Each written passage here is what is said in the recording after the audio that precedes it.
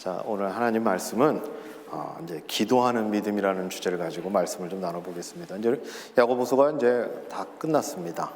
이제 오늘 그 마무리를 짓는 시간인데, 지난 시간 동안에 우리가 야고보서를 계속 보면서 받았던 건 뭐냐면, 결코 야고보는 성도로 살아내는 일이 쉽다, 성도로 살아낼 수 있다, 뭐 이런 식으로 설명하지는 않았어요. 사실은 성도의 삶이 상당히 어렵고 힘들다. 그러나 그런 상황 속에서 왜 자꾸 이런 일들이 벌어지는가라고 했을 때, 결국 그가 제시하고자 했던 건 뭐냐면, 우리가 기본을 다시 잡아보자. 그걸 많이 강조를 했죠. 기본을 잡아보자. 말과 행동, 그리고 가장 근본이 되는 그 마음의 문제, 그죠? 그것을 어떻게 하자고요? 영점 조준을 하자 했는데, 어디에다 영점 조준을 하냐면 예수 그리스도에게 영점 조준을 하자. 그래서 그렇게 맞춰가자라고 하는 게 사실은 야고보서의 굵직한 내용입니다. 뭐 행함이 있으면 믿음이 있고, 뭐 믿음이 있으면 이런 걸 설명하고자 하는 그 깊은 밑에는 뭐가 있냐면, 영점 조준을 다시 하자. 영점 조준을 다시 하자. 그겁니다. 왜 그러냐면, 아무리 겉이 화려해도 기본이 되어 있지 않으면 오래 안 가요.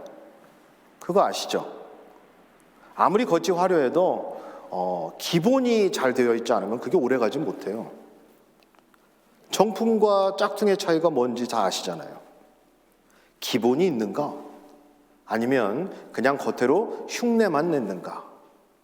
왜냐하면 겉으로만 보면 진품과 짝퉁을 전혀 우리가 구분할 수가 없거든요. 어떻게 구분하실 거예요?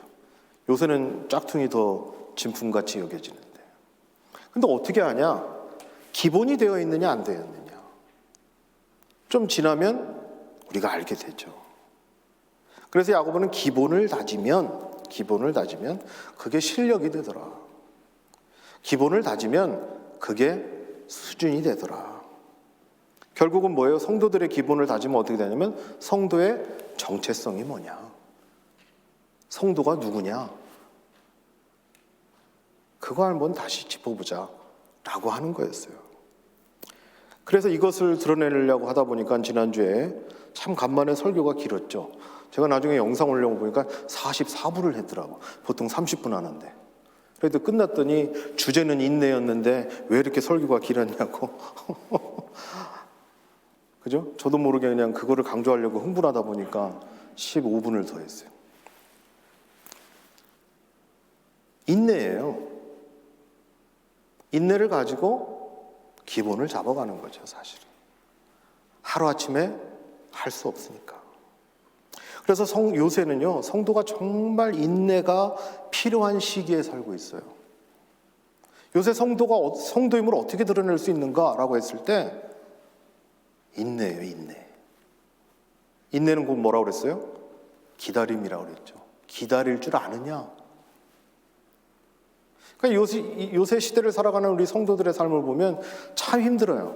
왜 힘들어요? 인내하고 또 뭐예요? 기다려야 하니까. 서로 한번 얼굴 좀 보세요. 얼마나 힘들게 사시는지. 서로 정말 인내하고 기다리면서 이 힘든 시기에 성도로 살아내려고 하니 얼굴들을 한번 보시라고요. 참 정말 고생들 하시는 거예요. 그래서 우리가 성도가 서로 교제해주고 격려해주고 함께 해주는 이유는 참 힘든 시기에 살고 있으니까. 가실 때 다 격려해 주세요. 서로.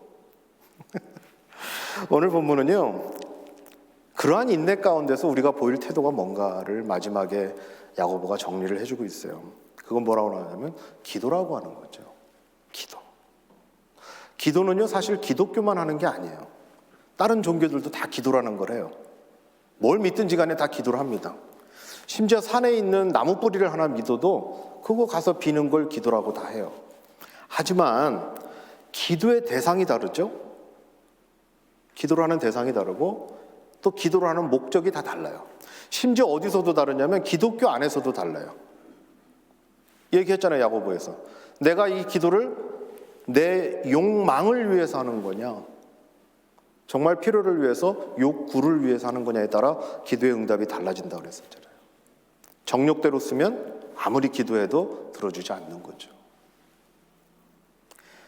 오늘 본문은 그걸 다시 언급하려고 한다는 것은 아니고 성도의 삶 가운데서 이 기도에 대한 입장이 뭔가를 설명하는 거예요. 그게 바로 뭐냐면 13절부터 시작이 되는데 13절에 뭐라고 나오냐면 인생의 굴곡을 먼저 설명을 하고 있어요. 인생이 어떠냐? 뭐예요? 첫 번째는 어떤 인생이든 동일한데, 어떤 인생이든 동일한데 그게 뭐냐면 고난이 있더라. 어느 인생이든지 다라고 그랬어요. 고난이 있더라. 또 하나는 뭐예요? 즐거움이 있더라. 그러니까 다시 말해서 업앤다운이 있더라. 어느 한 경우만 있는 경우는 없어요. 고난만 쭉 있는 사람도 없고 또 즐거움만 쭉 있는 사람도 없어요. 그거는 성도도 예외가 아니죠. 사실 우리가 성도가 되었을 때는 뭐가 되길 바라서 예수 믿는 경우가 많아요? 즐거움만 쭉 있기를 사실을 바라는 마음이 하지만 예수 믿었다고 어떻게 없어요? 고난이? 있으면 더 있지. 그런데 성도라면 뭘 하라고 나오냐면 고난 중에는 기도하래요. 즐거울 땐 뭐 하라고 그래요? 찬송하래요. 찬양하래요. 너무나 많이 들어본 말이죠. 우리가 힘들 땐 기도해야 돼. 우리가 즐거울 땐 찬양해야 돼. 너무나 많이 들었어요, 그 얘기를. 그죠? 그리고 언제든지 내가 맘만 먹으면 할 수 있어 라고 생각을 합니다. 내가 요 고비만 잘 넘기면 찬양할 거야. 요 고비만 뭐 이번에 좀 어려워지면 기도할 거야. 맘만 먹으면 할 수 있다고 늘 생각하지만 우리는 맘만 먹잖아요. 그죠? 맘만 먹잖아요. 애들한테 선물 뭐 사달라고 하면 말만 해. 말만 해. 말 그대로 말만 하는 거예요. 근데 실제로는 어때요? 실제로는 즐겁고 번영이 있고 막 기쁨이 있을 때는 어떻게 돼요? 하나님이 생각이 안 나요. 하나님을 망각해버려요. 너무 좋으니까. 너무 좋으니까 하나님을 잊어버려요. 이걸 누리고 싶은 거예요. 그러다가 고난을 당할 때는 어떻게 돼요? 그 고난의 무게의 힘이 너무나 커서 또 그때는 하나님이 또 생각이 안 나. 그때는 또 하나님이 또 망각하게 돼요. 그럼 우리는 도대체 언제 하나님 앞에 기도하고 찬양한다는 얘기예요? 언제? 그럼 우리는 언제 믿음이 있다라고 얘기를 하실 거예요? 그래서 기도와 찬양은요, 믿음이 전제가 돼요. 믿음이 있어야 기도하고 찬양을 하더라라고 하는 거예요. 고린도후서 한번 보여주실래요? 자, 고린도후서를 보시면 형제들아 우리가 아시아에서 당한 환난을 너희가 모르기를 원하지 아니하노니 힘에 겹도록 심한 고난을 당하여 살 소망까지 끊어지고 우리는 우리 자신이 사형 선고를 받은 줄 알았으니 이는 우리로 자기를 의지하지 말고 오직 죽은 자를 다시 살리시는 하나님만 의지하게 하심이라. 그가 이같이 큰 사망에서 우리를 건지셨고 또 건지실 것이며 이후에도 건지시기를 그에게 바라노라 라고 얘기를 하죠. 누구에게? 바울의 얘기입니다. 바울은 지금 생사를 넘나드는 환경 속에서 살고 있어요. 쉽게 말하면 뭐예요? 고난이죠. 그 고난의 환경에서 누구를 의지했다라고 얘기를 하자면 바로 하나님을 의지했다라는 거예요. 하나님만 의지했다. 하나님만 의지했다. 그 아시아에서 당한 그 고난이라고 하는 거는 이 고린도 교회 성도들도 다 아는 바예요. 그러니까 없는 얘기를 끄집어내는 게 아니라 다 알아요. 너희가 알지 않냐? 내가 얼마나 힘들게 살았는지. 심지어 심한 고난을 당해서 살 소망까지 끊어졌다라고 하는 건 뭐예요? 나는 이제 죽었구나 라는 생각까지 받았고 사형 선고를 받은 줄 알았지만 우리로 자기를 의지하지 않고 오직 죽은 자를 달리시는 하나님만 의지하게 되더라. 뭐가요? 그러한 고난의 과정들이. 왜?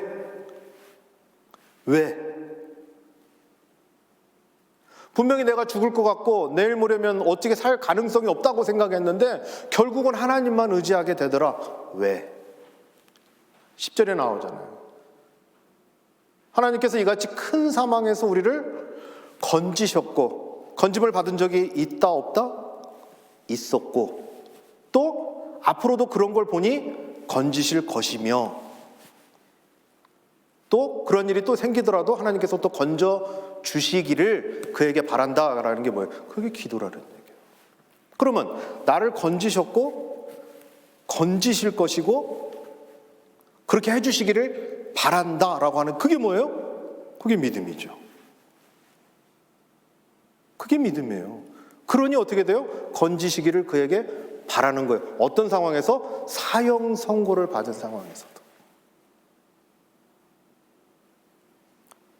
그래서 기도와 찬양은 믿음이 전제가 된다는 거예요.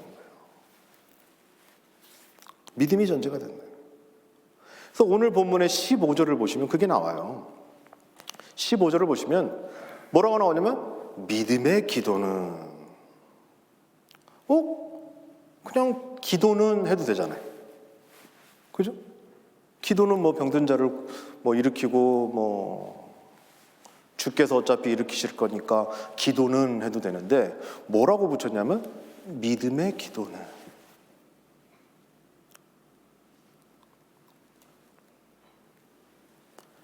기도의 전제가 믿음이라는 걸 분명히 하고 있어요.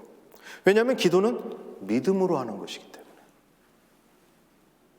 그리고 믿음이 있다라고 하는 그 믿음의 의지가 뭘로 드러나요? 기도로 드러나더라. 기도로 드러나더라. 그래서 기도는 뭐냐면요, 금 나와라 뚝딱 은 나와라 뚝딱이 아니라 하나님을 향한 그 믿음의 반응이에요. 우리가 믿음이 있음을 뭘로 드러낸다고 그랬어요? 행함으로 드러낸다고 그러는데 나가서 뭘 어떻게 하실 거예요? 자꾸 뭘 어떻게 한다고 하다가 더 일내는 거 알죠? 저처럼 집에서 맨날 혼나는 일이 시키지도 않은 짓 하다가 혼나요, 우리 와이프한테. 그럼 믿음은 뭘로 드러날 거냐? 하나님을 향한 나의 믿음의 반응을 뭘로 할 거냐? 그게 기도라는 거예요. 왜요? 기도의 대상을 알기 때문에, 기도의 대상을 믿기 때문에. 그래서 이러한 믿음의 행위, 그 기도를 통해서 우리의 믿음이 드러나게 되고 우리의 믿음이 증명이 되는 거예요. 뭘로요? 기도로. 기도로. 자, 이거는 이제 어떤 개인적인 문제라고 쳐봅시다. 하나님과 나와의 어떤 관계성 속에서 나가는 거라고 친다면, 두 번째로 확장시키는데 그게 뭐냐면, 이런 믿음의 기도는 혼자만 하지 마라. 서로 해라. 16절에 보면 서로 기도해라 라고 나오죠. 서로 기도해라. 교회는요, 성도의 모임입니다. 다시 한번 말씀드려요. 교회는 성도들이 모이는 데예요. 한인회가 아닙니다. 김치 먹으려고 모이는 동네가 아니란 말이에요. 그냥 외롭고 힘드니까 교회 가면 한인들이 있고, 뭐 옛날에 학생들은 김치 주고 그러니까 오고 그랬는데, 물론 이제 그런 역할도 하면 좋죠, 우리가. 그렇지만 본질적인 교회는 뭐냐면 성도들의 모임이에요. 그래서 야고보가 어떤 예를 드냐면 병자의 예를 듭니다. 이 병자를 예를 들어서 왜 기도를 함께 해야 하는가, 왜 서로 기도해야 하는가를 알려주고 있는데, 질병이라고 하는 것, 그거는 이길 듯한데 못 이기는 거예요. 지금 뭐 상황을 보셔서 아시겠죠? 우리 상황이. 이 질병이라는 거는 왠지 어느 순간에 잡아서 이길 수 있을 것 같은데 어느 순간에는 못 이겨요. 세상이 타락한 이후에 인간이 저주를 받죠. 그러면서 생겨나게 된 게 이런 질병들이거든요. 감당해야 할 짐이 되어버린 거죠, 타락 이후에. 그래서 이 질병 앞에서 우리는 뭐가 여실히 드러나냐면 우리의 연약함이 드러납니다. 병을 얻을 때 꼼짝을 못 하잖아요. 내 아무리 곳간에 평생 먹을 쌀이 쌓여져 있어도 내 몸이 아프면 그거 아무나하고 상관이 없는 일이 되는 거예요. 그래서 그때 우리의 연약함을 얘기를 해요. 그래서 인생을 오래 사신 분들, 부모님들, 하여튼 인생의 여정을 오래 겪으신 분들이 마지막에 그 젊은 사람들한테 해주는 얘기가 항상 뭐예요? 돈 많이 벌으라요? 아니죠. 뭐예요? 건강해라. 건강이 최고다. 왜요? 살아보니 건강이 최고더라 이 말이에요. 왜요? 그만큼 연약함을 더 느껴가니까.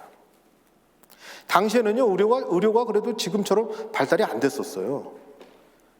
그러니까 몸이 아프면 그냥 뭔 병인지도 모르고 심각해지는 거고요. 아주 작은, 지금 같으면 그냥 알약 하나 먹으면 끝날 일도 그때는 어떻게 됐어요? 생사를 논해야 했다고요. 생사를. 그런 상황에서의 병자를 봤을 때 이 사람들이 다가오는 그 느낌은 어땠을까요? 엄청난 충격인 거예요. 이런 심한 정신적 충격과 육체적인 충격 앞에서 뭘 요구를 하냐면, 성도들아, 그냥 발만 동동동동 구르고 있지 말고 기도해라.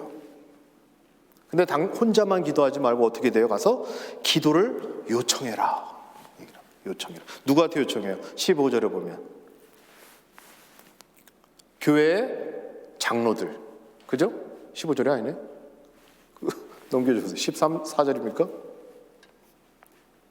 14절에 보면 병자가 있느냐? 그는 교회 장로들에게 가서 기도를 어떻게 하라고 그래요? 요청해라. 그 장로들이 누구예요? 지금으로 말하면 목사나 정말 장로, 그죠? 뭔 일이 있거나 어려운 일거나 고난이 있으면 기도 요청을 해야 하는데 안 해요. 물론 이제 이유는 알죠. 괜히 그냥 우리 집안일이 밖으로 나갈까 봐 걱정도 되고, 괜히 또 이런 기도 부탁했다가 또 목사나 장로가 또 그거에 대해서 또 다른 어떤 색안경을 낄까 걱정도 되고, 충분히 그만큼 우리가 얼마나 서로 신뢰하지 못하는 시대에 살고 있습니까? 그러니 기도 요청도 사실은 못하는 거예요. 그 마음 충분히 이해해요. 그러나 뭘 하라 했냐면 기도를 요청해라. 영적인 지도자들에게 요청을 해서 같이 기도해서 그 문제를 풀 수 있도록 해보자 라고 먼저 기도를 요청하라는 거고요. 그 다음에 뭐냐면 16절에 서로 기도해라. 기도 요청을 하는 거죠. 이런 문제가 있으니 같이 기도해 주세요. 같이 기도해 주세요. 근데 왜 기도를 요청하라 했을까요? 지난주에도 우리가 나눴지만 그 기도를 누가 들으세요? 믿음의 기도를 하나님이 들으신다 했잖아요. 우리가 기도를 하고요, 기도를 요청하고 우리가 서로 기도하고 이런 얘기를 하는 이유는 뭐냐면, 누가 김정민 목사가 기도를 잘해서 용하더라, 이런 게 아니라, 어느 장로가 기도를 했더니 용하더라, 이런 얘기를 하려는 게 아니라, 기도를 하나님이 들으시기 때문에.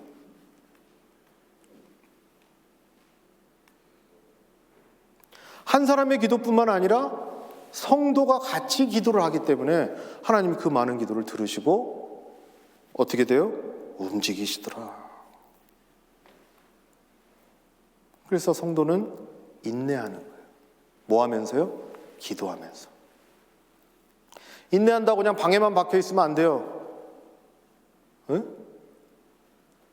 그냥 허벅지만 쿡쿡 찌르고 있으면 안 된단 말이에요. 인내한다고. 뭘 하면서 인내하고 기다려야 하는 거예요? 기도하면서 인내하고 기다리는 거예요. 기도하면서 인내하고 기다려. 근데 기도를 어떻게 하냐? 하나님 살려주세요만 아니라 그 기도하는 시간에 뭘 하냐면 하나님 앞에 다 드러내는 거예요. 16절에 보면 다 드러내요. 뭐예요? 너희 죄를 다 고백한다. 자기를 죄를 하나님 앞에 다 고백하고 뭐 하는 거예요? 고백한다는 건 뭐예요? 회개한다는 얘기죠. 회개하고 그런 과정 속에 기도로 하나님의 도우심을 구하는 거죠.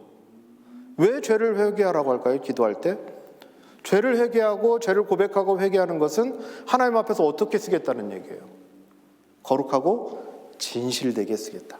하나님, 내가 하나님 앞에 기도할 때 이것은 내 욕구나 욕망을 채우기 위함이나 정욕대로 하는 게 아니라 하나님, 정말 내 어려운 상황 모든 것들을 하나님 앞에 다 내어놓습니다. 다 내어놓습니다. 그래서 나애가 하나님 앞에 혹시 범죄한 거 있으면 회개하오니 용서하여 주시고 하나님 내 기도를 들어주십시오라고 하나님 앞에 정직하고 거룩하게 쓰는, 다시 말해서 뭐라고 그래요? 성결하게 쓰는 작업을 하는 거예요. 거룩하신 하나님 앞에 기도하는 거니까.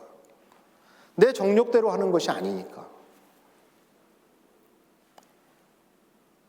이렇게 서로가 정욕이나 욕망을 버린 태도, 정말 하나님 앞에 진실된 모습으로 같이 모여서 기도하고 서로 기도해주고 한다면 어떤 일이 벌어지냐면 거기에 죄사함이 있어요.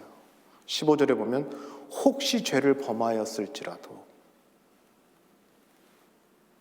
죄를 범하였을지라도 뭐가 있어요? 사하심이 있는 거예요. 하나님이 용서해 주시면 그 다음 기도는 어떻게 되는 거예요? 그냥 바로 들리는 거죠. 그죠?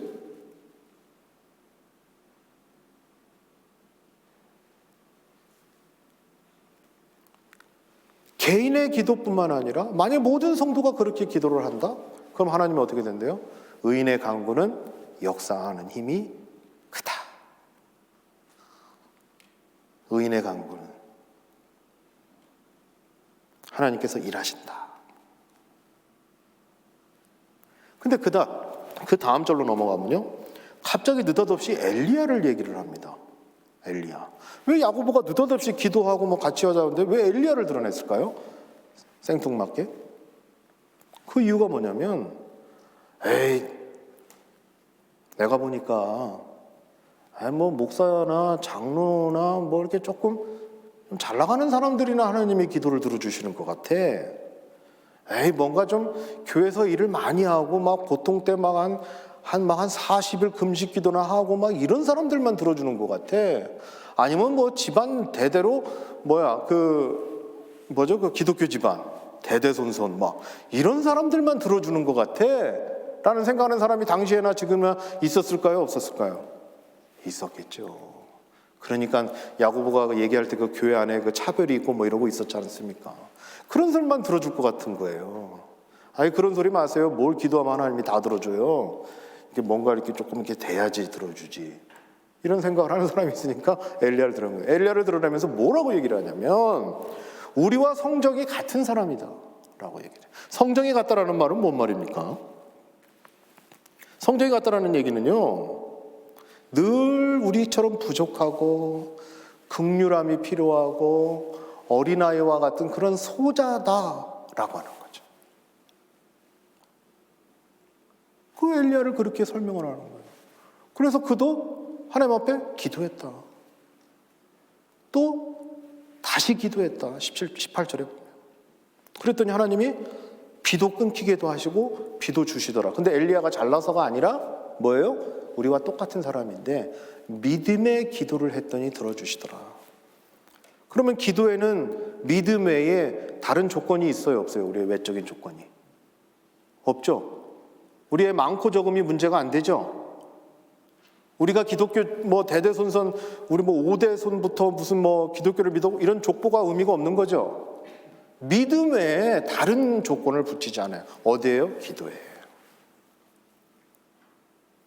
그래서 엘리야의 기도도 들어주는데 우리랑 성정이 똑같은데 왜 너희들은 자꾸 어떤 조건을 거기에 붙이거나 어떤 백그라운드를 자꾸 붙여가지고 그걸 설명하려고 하느냐라는 걸 단절시켜버리는 거예요. 기도는 믿음 외에 다른 조건은 없다.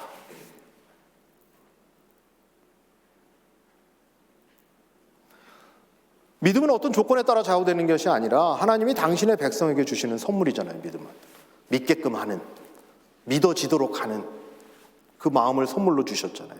그래서 이것을 선물로 받을지 아닐지의 차이만 있는 거지 그게 어떤 조건이 되는 건 아니란 말이에요. 그래서 그렇게 선물을 주셨을 때 성도는 어떤 사람이에요? 감사합니다 하고 거부하지 않고 받는 사람이죠. 그리고 또 뭐래요? 기도하고 다시 또 기도하고. 믿음의 기도가 필요할 때에 살고 있어요. 서로 격려하며 기도하는 것이 사실은 성도의 교제죠. 우리가 먹고 즐기고 하는 것도 교제가 될 수 있지만 진정한 성도의 영적인 교제는 서로 격려하고 기도해 주는 거예요. 믿음의 기도, 의인의 기도. 이건 누군가 어떤 사람의 기도가 아니라 바로 우리 자신의 것이 되어야 돼요.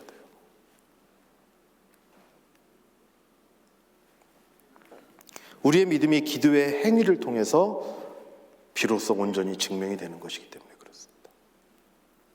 응답의 때는 다를 수 있어요. 응답의 결과물도 다를 수 있어요. 하지만 중요한 거 한 가지는 뭐예요? 그 기도를 하나님이 들으신다는 거죠. 들으신다. 그게 중요한 거예요. 절대 기도할 때 들어도 그만, 안 들어도 그만, 그렇게 하지 마세요. 에이, 내가 기도했는데 뭐가 안 오더라. 응답의 때와 결과물은 다를 수 있지만 분명히 그 기도는 하나님이 들으신다라는 거. 그게 믿음이에요. 그게 기도하는 믿음입니다. 지금은 기도하는 믿음을 보일 때입니다. 그게 바로 성도인지 아닌지를 구분하게 되는, 또 증명하게 되는 유일한 증거 자료가 되어버렸어요. 그런 시대에 살고 계세요. 그러니 여러분들 마치면 서로 격려해 주시고 박수도 좀 쳐주시고 서로 기도할 거 있으면 기도해 주시고, 또 성도 간에 어려움이 있는 분들 혹시 알게 되면 기도해 주세요. 믿음으로. 그런 기도하는 믿음을 보이는 저와 여러분의 삶이 되시기를 주님의 이름으로 축원합니다. 기도하겠습니다.